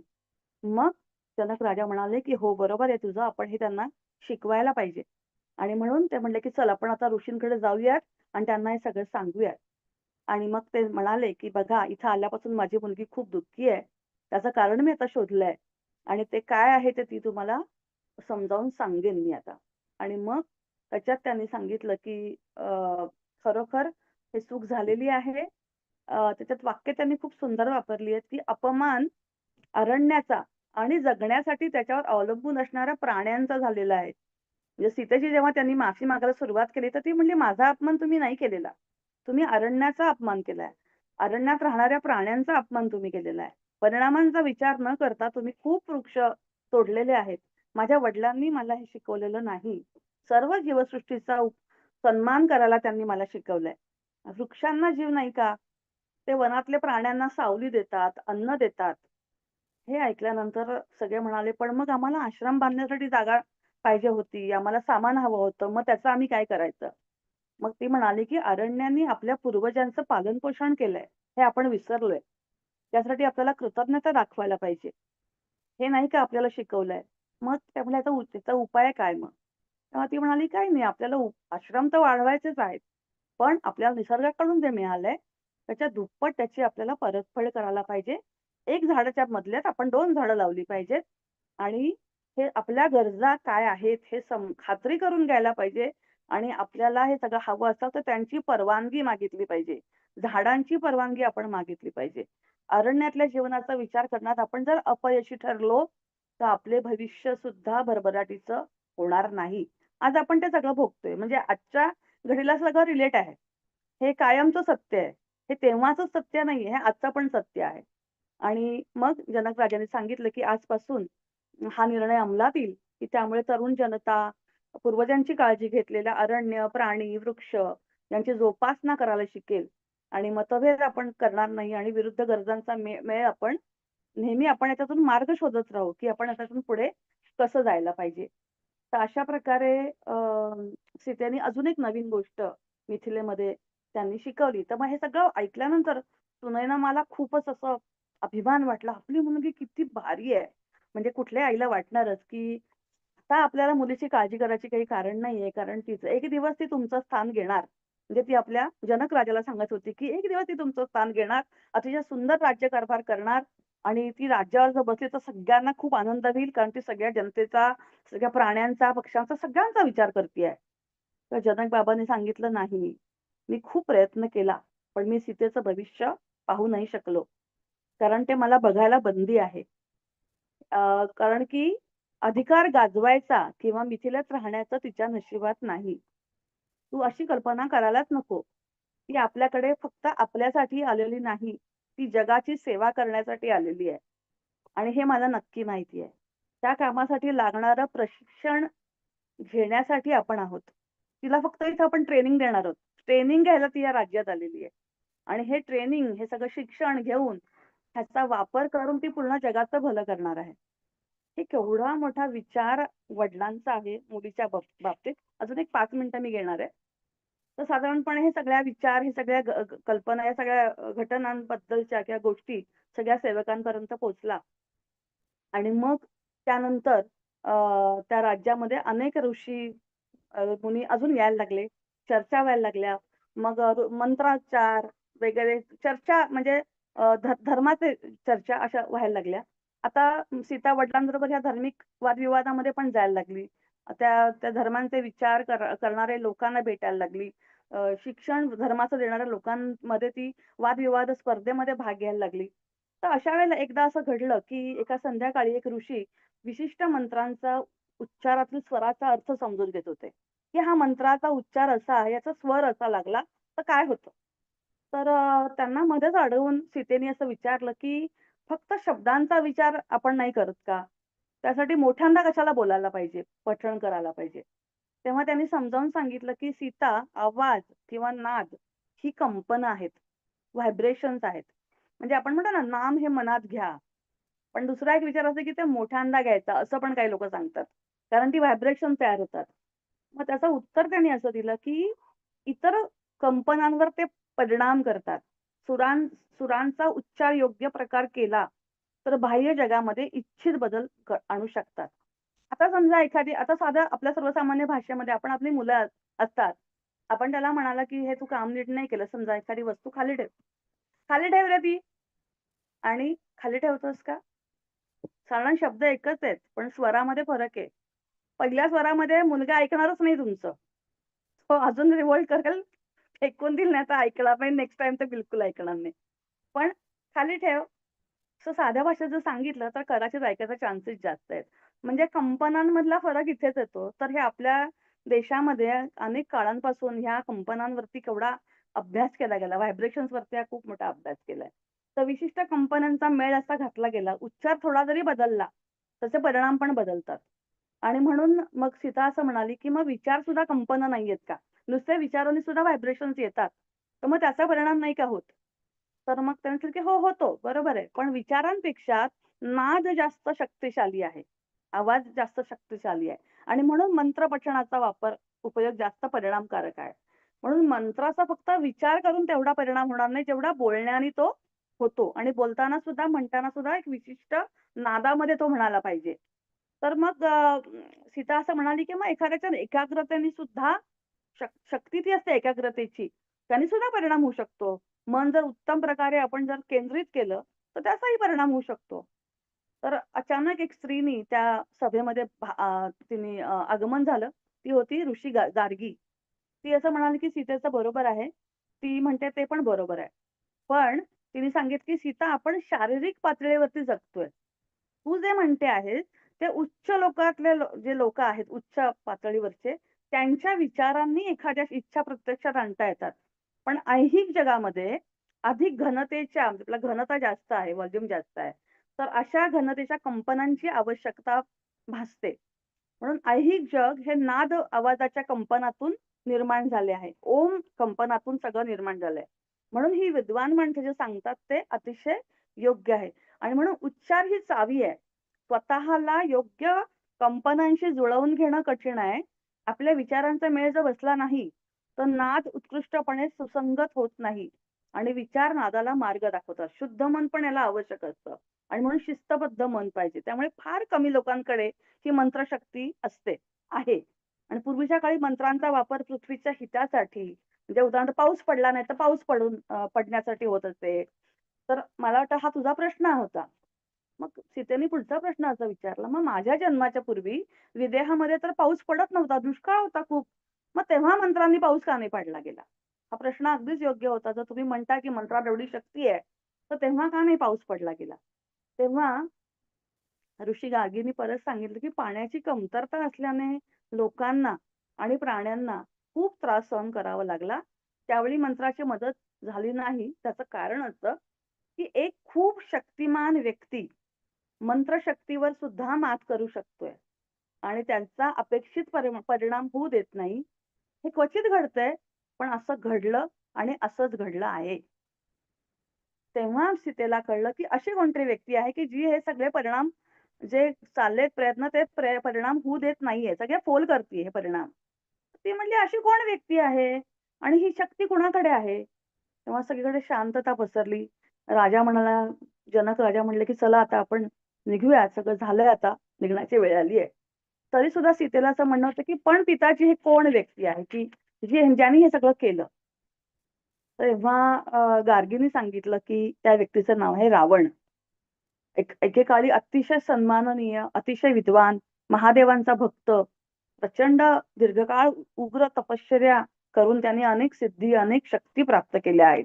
त्याचे वडील हे विद्वान होते, वेदांचे सन्माननीय विद्वान होते. आई राक्षस कुळातली होती आणि दोघांपैकी कोणताही एक मार्ग धरून तो पुढे जाऊ शकला असता, पण त्यांनी उद्धटपणा, अहंकार यांनी त्याच्यावरती ताबा मिळवला आणि तीनही जगावर त्यांनी विजय मिळवला आणि मंत्रांना निष्प्रभ करण्याची शक्ती त्याने मिळवली. आणि असा तो क्वचितच एखादा असा जन्माला आलेला आहे आणि त्यांनी पृथ्वीचे अनेक भाग जिंकले आहेत, अनेक क्लुप्तांवर त्यांनी ताबा मिळवला आहे आणि पण तो आता विदेहाला त्रास देणार नाही कारण ऋषीच सुरक्षित आहेत, इथे तो काही करू शकत नाहीये. पण शेवटी पुन्हा सीतेला विचार सुरू झाले की इथे काहीतरी म्हणजे असं नाही व्हायला पाहिजे होतं. एक असा ज्ञानी आहे की जो महादेवांचा भक्त आहे, पण तरी सुद्धा तो लोकांना त्रास देतोय. हे कसं शक्य आहे? म्हणजे हे परस्पर विरोधाभास आहे हा, की महादेवांचा भक्त आहे, त्यांना त्यांनी त्यांच्यावर विजय पण म्हणजे विजय मिळण्यासाठी त्यांना प्रसन्न पण केलेला आहे आणि तरी सुद्धा तो लोकांना त्रास देतो. तर तेव्हा त्याच्या वडिलांनी एक फार सुंदर उत्तर दिलं. हे सांगून मी संपवते, की त्याने मिळवलेल्या शक्ती हाताळण्याची त्याची तयारी झाली नव्हती. म्हणजे आपण कितीही काहीही आपल्याला मिळालं, काही आता आपण किती लोकं म्हणतात ना, की थर्ड आय ओपन झालाय किंवा आपल्या निसर्ग खूप साधनेने होतं. अशा अनेक गोष्टी होतात. पण जर ते हँडल करायला आपल्याला मिळालं नाही, जमलं नाही, कळलं नाही, तर त्या शक्ती परत जातात किंवा त्याचे चुकीचे परिणाम पण आपल्यावरती होऊ शकतात. आणि म्हणून गुरु का लागतो? कारण गुरु हा तुम्हाला योग्य पद्धतीने तुम्ही ज्या पातळीवरती पोहोचलेला आहात, ज्या साधनेच्या पातळीवरती पोहोचलेला असतात, ती पातळी कशी समजून घ्यायची आणि ते कसं हँडल करायचं ह्याची काळजी पण गुरु आपल्याला शिकवत असतो. तर हे एक रावणाची सुरुवात इथून सीतेच्या आयुष्यात हे नाव पहिलं आलं आणि आता इथून सुरुवात अजून वेगळ्या पद्धतीने आपण वेगळं वळण लागणार आहे सीतेच्या आयुष्याला, असं आपण बघणार आहोत. तर ह्याच्यातून एक मी शिकले, हा टप्पा माझ्यासाठी पर्सनली खूप महत्वाचा होता. जसं मी काल सांगितलं, की मी एका मोठ्या ट्रॉमामध्ये होते, जेव्हा मला हे पुस्तक आलं. त्यावेळेला मी पर्सनल अशासाठी सांगते, की ते खूप जनरल लोकांना पण ॲप्लिकेबल होऊ शकतं. म्हणून हा उदाहरण म्हणून सांगते, की मला सुद्धा असं वाटत होतं, की अध्यात्मामध्ये सगळे खूप भारी असतात. गुरु म्हणून स्वतःला समजणारे खूप भारी असतात. आणि आपण ज्या काही गोष्टी ऐकलेल्या असतात पूर्वीच्या गुरूंच्या, वाचलेल्या असतात आणि मग आपल्याला वाटतं, की समोर येणारा प्रत्येक व्यक्ती तसाच असतो. आणि जेव्हा आपल्याला असा शोध लागतो, की आपण ज्याला गुरु असं म्हणून म्हटलं, ती व्यक्ती गुरु नाहीये आणि ती वेगळीच काहीतरी आहे आणि आपल्या गुरूंकडून विशेषतः नित्यानंद बाबांकडून किंवा त्र्यंबे स्वामींकडून किंवा बाबाजींकडून जेव्हा मला ध्यानामध्ये अशा अनेक खऱ्या गोष्टी कळल्या, तेव्हा म्हणजे माझा मानसिक समतोल खूप हे झाला, की गुरु असा असू शकतो हे मला ॲक्सेप्ट नव्हतं झालं. आणि तेव्हा मला बाबांनी हे उत्तर दिलं होतं, की रावण सुद्धा प्रचंड बुद्धिमान होता. रावणाने सुद्धा हे पुस्तक तेव्हा मी वाचलं नव्हतं. रावणाने सुद्धा प्रचंड साधना केली होती. रावणाला प्रत्यक्ष महादेवाने वर दिला होता. रावणाने त्यांच्यासाठी शिवतांडव स्तोत्र रचलेलं आहे. एवढा मोठा रावण, आपल्याला हे सगळं म्हणून लोकं त्याला सहसा ओळखत नाहीत.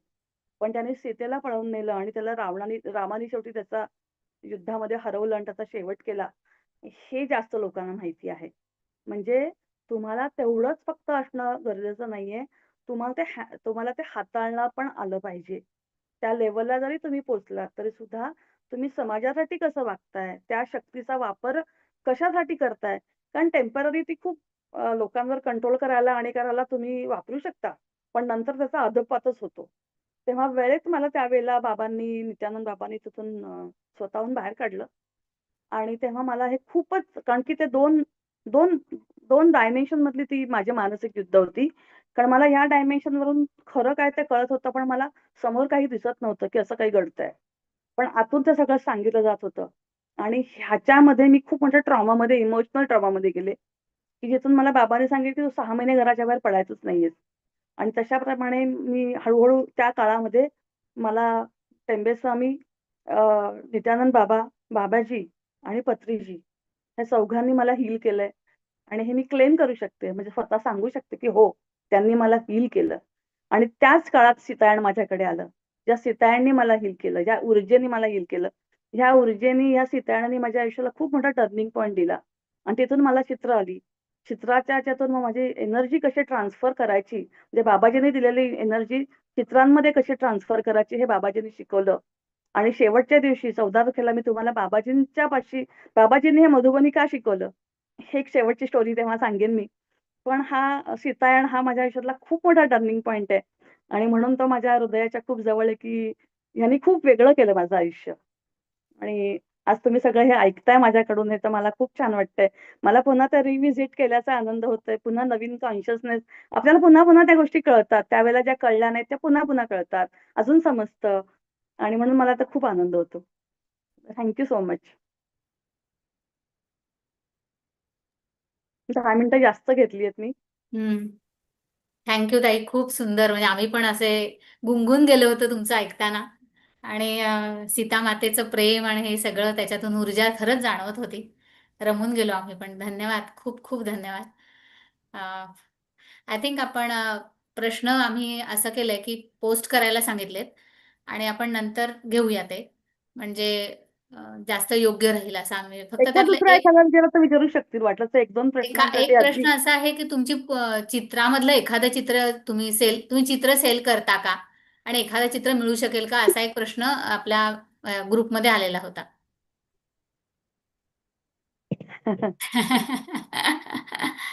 माझी चित्र आहेत ना, ती माझी लहान बाळांसारखी माझं अटॅचमेंट आहे. पण चित्र मी चित्र मी रिक्रिएट करून देऊ शकते.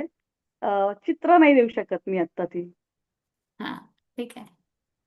आय थिंक एखाद्याला हवी असेल तर तुम्ही सांगू शकता, की मला याचं चित्र हवंय काढून, तर मी तसं परत नक्कीच करू काढून शकते. देऊ ठीक हां. चालेल. आय थिंक किंवा त्या ताईंना चित्राच्या रिलेटेड माझ्याकडे काही चित्र अशी आहेत, की माझ्या हँडमेड पेपरच्या डायरीज आहेत. त्या डायऱ्यांवरती ती चित्र आहेत. तर ज्याला ती चित्र हवीच असेल तर त्या रिलेटेड ते ते हो, तुम्हाला मिळू शकेल. त्या डायऱ्या तुम्हाला मिळू शकतील. त्याच्यात ते चित्र आहे. बरोबर. आणि ते मागचं लावलेलं बाबाजींचं चित्र आहे ते तेच आहे. ज्याची गोष्ट मी तुम्हाला शेवटच्या दिवशी सांगणार आहे. आणि ते तुम्हीच काढलेलं आहे, हाही त्यांनी विचारला प्रश्न. हा हो, ते मीच काढलं. मीच काढलं म्हणजे ते बाबाजींनी काढून घेतलंय. हा बरोबर. हो, येस येस. येस. ते डायरी चालेल म्हणतात. प्रतिभा देशपांडे म्हणतात की हो, मला नाही, आधी पर्सनली कोण मेसेज कांचन. करा तुम्ही. हा, पर्सनली चालेल मला चालेल. आपण बोलू. फोन करा, ओके, मेसेज करा. चालेल. काही प्रॉब्लेम नाहीये. ठीक कुणाला आहे. आजच्याबद्दल काही बोलायचंय कुणाला? आय थिंक आय आपण होप मेसेजवर, कारण आम्ही ओपन ठेवलाय ग्रुप.